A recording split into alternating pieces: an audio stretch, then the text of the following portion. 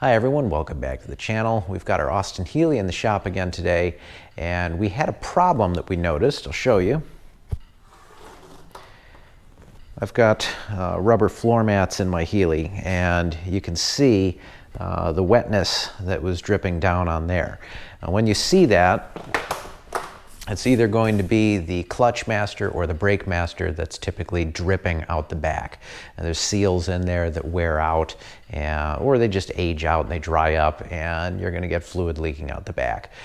So you want to take care of it right away. Brake fluid's corrosive. You don't want to have a hole forming in the floor or anything like that.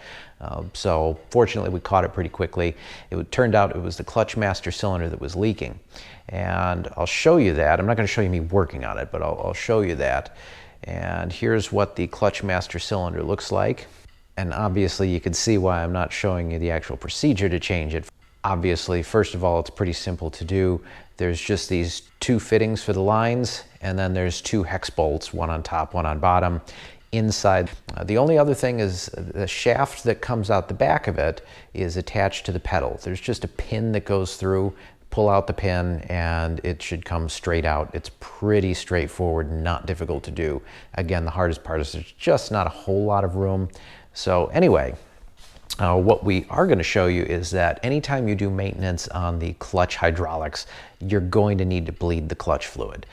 And honestly, if you're running regular brake fluid in your system, you should probably be flushing that about every 2 years or 3 years anyway. Brake fluid absorbs moisture. .4 is a little bit more quickly than .3 will be. The difference, .4 is higher time. Anyway, either of those is going to be fine. I know original to a lot of these cars would have been the Castrol brake fluid. That's fine, but the reason that you had to use that fluid was because all of the components that were rubber would have been eaten by any other brake fluid at the time. That's still, I guess, technically true, except that if you still have the original brake components with the original rubber, it's not going to be the brake fluid that's your problem, it's going to be the ravages of time. So by now, most of the components in these cars have been replaced. Anything in the last 40 years probably is going to be the correct style of rubber in it. So it's not really a problem, and if it is, it was time to change that component anyway. So ordinary brake fluid would be fine. In some cars, I use the silicone fluid, the .5. You do not want to mix that with any of the other fluids.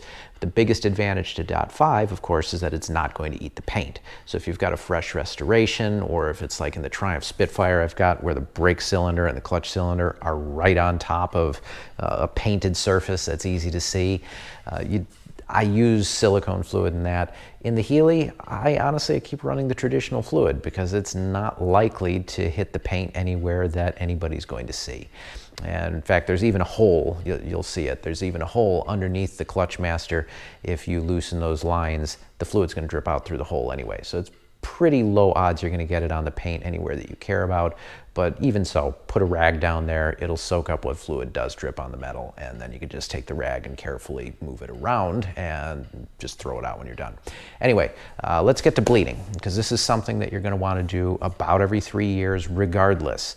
You should do the brakes too. You don't want to see the bleed screws on any of the corners freeze up, because if you do that, now you're replacing wheel cylinders, or worse, you might end up going through calipers. So you should do that too, probably at the same time since they share a reservoir. But let's get to the clutch now. Okay, you can see I have one of the one-man bleeder hoses on here. This is the slave cylinder. I'm under the car. If you don't have a 4-post lift like I do, this is the transmission tunnel cover right here. I would take that off. It's very easy to access this while it's inside the car. And if you happen to be underneath, you're going to need a pretty slim wrench to be able to fit. I like these little ignition wrenches. And in this case anyway, this is a 3/8 for the size. Of course I can't see it because the light is blinding me. So I'll get on this side.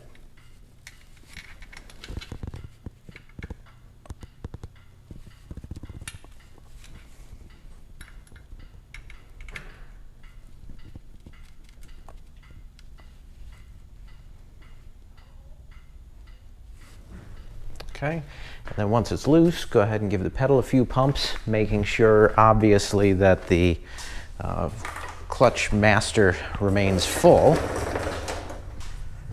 I'd give it a few pumps and then just take a quick look, make sure it still has fluid in it.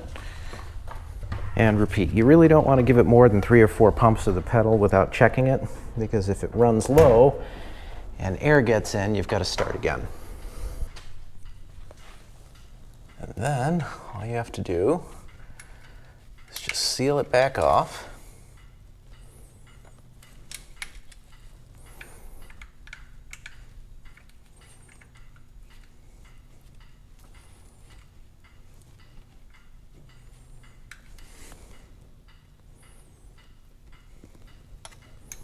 I can go and tighten it up in a minute with a different wrench, but that's good.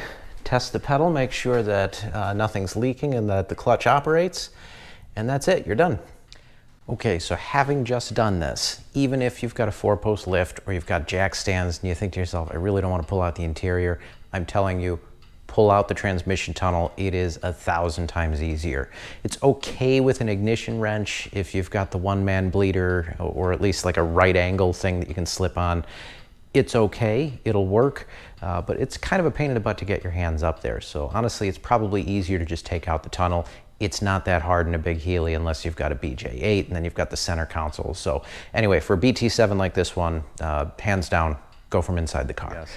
I did mine on the lift where it's a little bit difficult to see, but this is a slave cylinder from an Austin Healey 3000.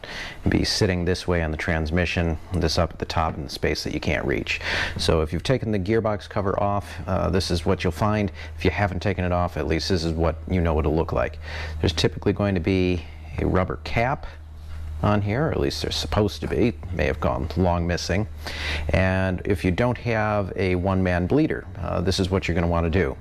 You're going to want the correct wrench. Now this one happens to be 7/16. The replacement one that I had on the car was 3/8. So just make sure you've got the right size wrench. What you will want is a helper in the car if you don't have the one-man bleeder system. The helper, make sure there's fluid in. The helper will press down on the clutch.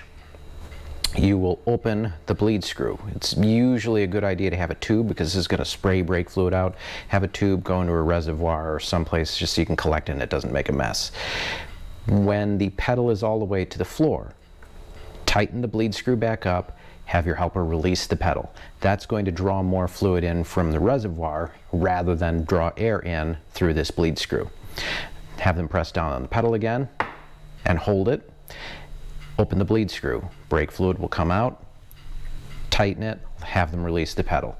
And just repeat that a few times. Have them hold down the pedal, open, fluid will come out, close it, release the pedal, and do that until you stop getting air bubbles coming through the line. That's another benefit to having a clear vinyl tube, which you can find at an auto parts store, but you can also find at your local hardware store. That's a great advantage to that, is you'll be able to see the air bubbles coming out. When you don't have any more, you're done. But that's basically it. Top off the fluid, make sure that the clutch pedal feels good and firm, and then go for a drive. So we are done for today. If you've got questions, please post them in the comments below. Otherwise, guys, thanks for following the channel. I'll see you next time.